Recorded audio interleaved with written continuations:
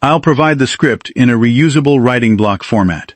If you're hearing these words, there's a good chance you've spent most of your life carrying things that never belonged to you. Not physically, emotionally. You walk into a room and immediately feel the tension. Someone is frustrated, and somehow your nervous system starts reacting before they even speak. Someone is disappointed, and you feel an urge to fix it. Someone is angry, and your body begins preparing for conflict even though no threat is directed at you. For years, maybe decades, you've called this empathy. But today we're going to challenge that idea, because many highly empathetic people are not actually experiencing superior emotional intelligence. They're experiencing superior emotional absorption, and those are not the same thing.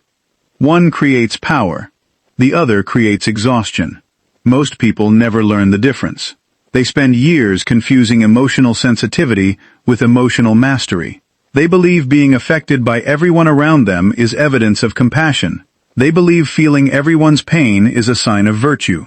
They believe absorbing stress is somehow helping. But let's examine that carefully. Imagine a doctor entering an emergency room. Patients are screaming. Families are crying. People are terrified. If the doctor absorbed every emotional state around them, would they become more effective or less effective? The answer is obvious. The best doctor isn't the one who feels the most panic. The best doctor is the one who remains stable while understanding what others are experiencing. That's emotional intelligence. Understanding without absorbing. Awareness without surrender. Compassion without contamination. And that's the lesson many empaths need to hear. You were never meant to become an emotional sponge. You were meant to become an emotional observer. The difference changes everything. Because when you absorb another person's emotional state, your brain begins treating their experience as your experience. Your heart rate changes. Your breathing changes. Your stress hormones change. Your decision-making changes. Your focus changes. And before long, you're carrying emotional weight that was never yours to begin with. Think about how often this happens. You wake up feeling fine. Then you speak with a negative person. 30 minutes later, your mood has shifted. You enter a workplace full of stress. By lunchtime, you feel drained. You spend time with someone who constantly complains. By evening, you're emotionally exhausted. What happened? Did your life suddenly become worse? No. You unconsciously borrowed somebody else's emotional state. And here's the dangerous part. The more often you do this, the more your brain strengthens the habit. Neural pathways become efficient. Emotional absorption becomes automatic. Your identity starts revolving around other people's feelings. You stop asking, "What am I experiencing?" and start asking, "What is everyone else experiencing?" This is where many empaths lose themselves. Not because they're weak, not because they're broken, but because they never learned boundaries at the level of attention.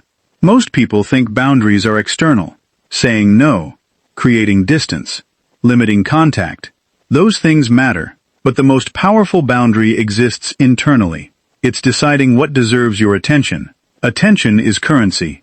Attention is energy. Attention is influence. Where your attention goes, your emotional state follows. This means every moment you're unconsciously monitoring, rescuing, analyzing, and managing other people's emotions, you're investing energy that can never be recovered.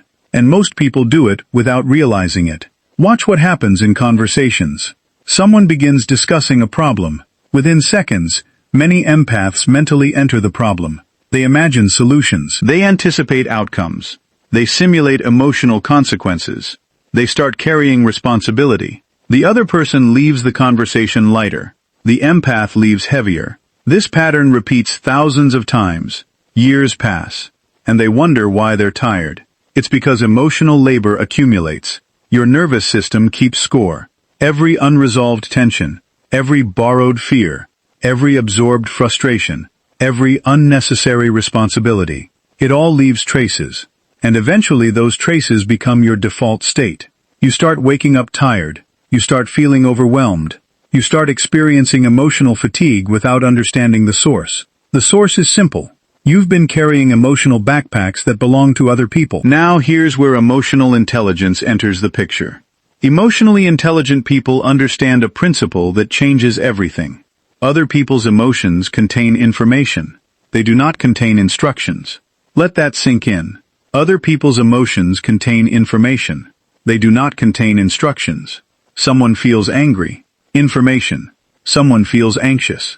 Information. Someone feels disappointed. Information. None of those emotional states automatically require your participation. Yet many empaths behave as though every emotion they detect creates an obligation. Someone is upset. I must fix it. Someone is uncomfortable. I must help. Someone is disappointed. I must adjust. Someone is angry. I must respond. This creates a life where your emotional state is permanently controlled by external conditions. And that is not empathy. That's dependency. Real power emerges when you can observe emotion without becoming emotionally recruited by it. Think of a skilled negotiator. Think of an elite interviewer. Think of a world-class intelligence operative. Think of someone who excels under pressure. What do they have in common? They can enter emotionally charged environments without losing themselves. They remain centered. They remain present. They remain aware. Not because they don't care, because they care intelligently. This is one of the greatest misunderstandings surrounding empathy. People assume caring requires suffering. It doesn't. In fact, suffering often reduces your ability to help. When a person is drowning, the goal is not to jump into panic with them. The goal is to remain stable enough to pull them out. Stability is a service. Calmness is a service. Emotional regulation is a service. And once you understand that, you stop treating your emotional sensitivity as a burden and start treating it as a skill. Skills can be refined. Skills can be directed. Skills can be controlled. The first step is learning to separate observation from identification. This sounds simple, but it changes your life. Observation says, I notice this person is anxious. Identification says, I am now anxious. Observation says, this person is frustrated. Identification says, I feel frustrated too. Observation creates awareness. Identification creates entanglement. Most emotional exhaustion begins when observation turns into identification. And this transition happens faster than most people realize. A facial expression, a tone of voice, a subtle shift in energy. Your brain instantly mirrors the emotional state. Before long, you're feeling emotions that originated somewhere else. The solution isn't becoming cold. The solution isn't becoming detached. The solution is becoming conscious. Because consciousness interrupts automaticity. The moment you notice emotional absorption occurring, you create choice. And choice is where power lives. Ask yourself throughout the day, what emotion am I experiencing? Where did it originate? Does it belong to me? Those three questions reveal more than most people imagine. Often you'll discover the emotional state wasn't yours at all. It was borrowed, inherited, mirrored, absorbed. The realization is liberating, because if it isn't yours, you don't have to carry it. Now let's talk about one of the biggest traps empaths face, the need to be understood. Many sensitive people spend enormous amounts of energy trying to make others understand their intentions.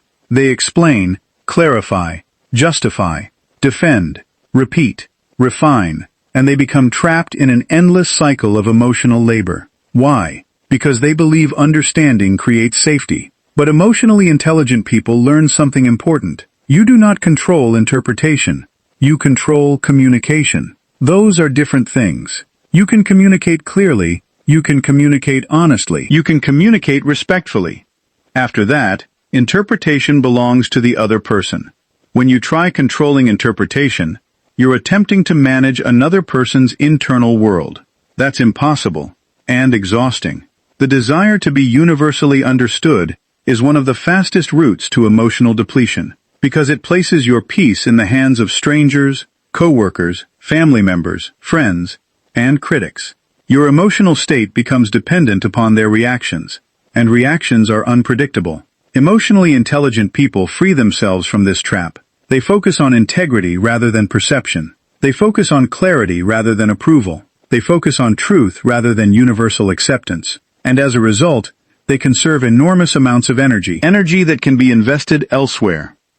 Energy that can be used to build a meaningful life. Let's discuss another hidden drain.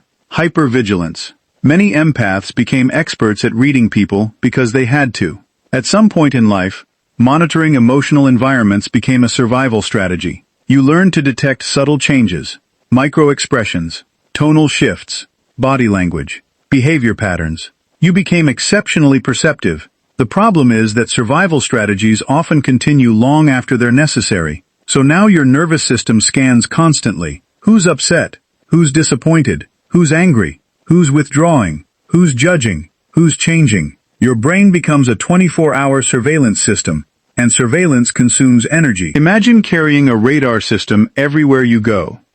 Imagine monitoring every emotional signal in every environment.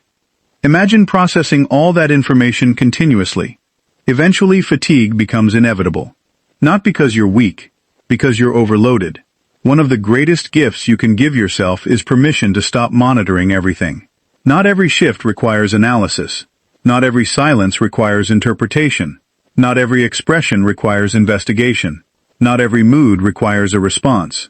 Sometimes people are simply having a human experience, and it has nothing to do with you. That realization alone can transform your life, because many empaths secretly assume responsibility for emotions they didn't create. Someone is quiet. You wonder if you caused it. Someone is distant.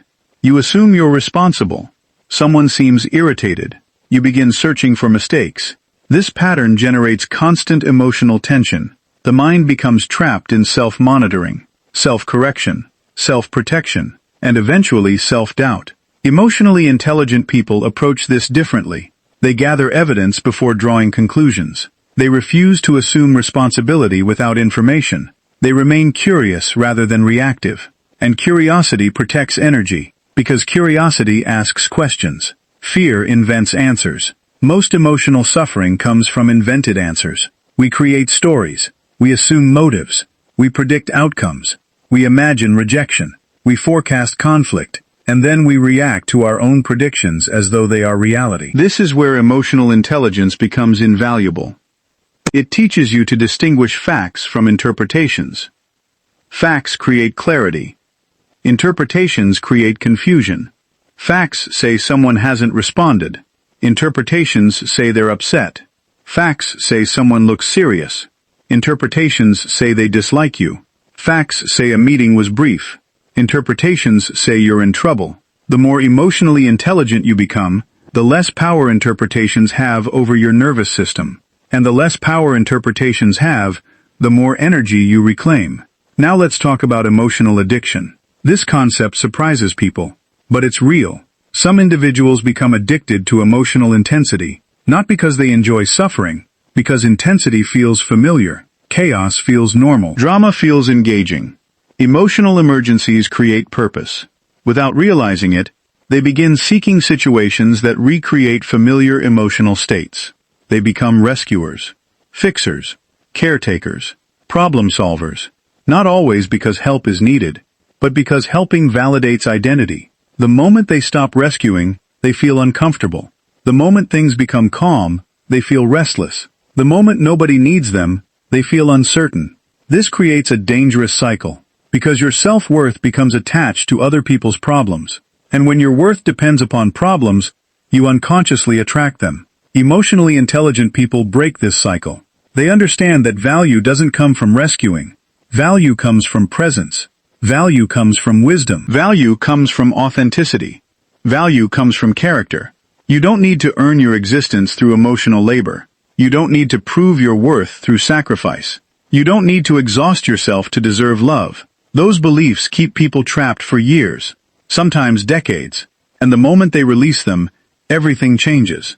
Because energy starts returning, clarity starts returning, peace starts returning, confidence starts returning. Why? Because they've no longer spending every day managing emotional responsibilities that were never theirs. Let's discuss power. Real power is often misunderstood. People imagine power as dominance, control, influence, authority. But true power begins somewhere much simpler. True power is the ability to regulate yourself regardless of circumstances. Can you remain calm during chaos? Can you remain focused during uncertainty? Can you remain centered during criticism? Can you remain thoughtful during conflict? Can you remain yourself in environments designed to change you? That's power. And every emotionally intelligent person understands this. External control is temporary. Internal control is freedom. When you master your emotional state, the world loses much of its ability to manipulate you. Criticism becomes information instead of devastation. Rejection becomes redirection instead of destruction. Conflict becomes communication instead of catastrophe. You stop reacting automatically. You start responding intentionally. And that shift changes every relationship you have. People notice. They feel your stability. They feel your confidence. They feel your presence. Not because you're louder, because you're grounded. Grounded people create psychological safety. Grounded people influence environments. Grounded people calm rooms. Grounded people lead. And leadership begins with self-leadership. Now imagine what happens when an empath develops emotional intelligence. Not emotional suppression. Not emotional avoidance. Emotional intelligence. Suddenly sensitivity becomes an advantage. You notice patterns others miss. You understand people deeply. You detect emotional shifts quickly. You recognize motivations. You understand dynamics. But unlike before, you don't absorb everything. You observe. You analyze. You choose. Your sensitivity becomes a tool instead of a burden. A gift instead of a curse. A strength instead of a liability. This is the transformation many people have been waiting for. Not becoming less sensitive, becoming more skilled. Because sensitivity without boundaries creates exhaustion. Sensitivity with boundaries creates wisdom. And wisdom is infinitely more powerful. Every day you have a choice. You can absorb, or you can observe. You can react, or you can respond. You can surrender your emotional state to circumstances, or you can maintain ownership. That ownership matters, because your energy is finite. Your attention is finite. Your life is finite. Every moment spent carrying unnecessary emotional weight is a moment unavailable for growth, creativity, connection, and purpose. Protecting your energy isn't selfish, it's responsible. Protecting your attention isn't cold, it's intelligent. Protecting your peace isn't avoidance, it's discipline.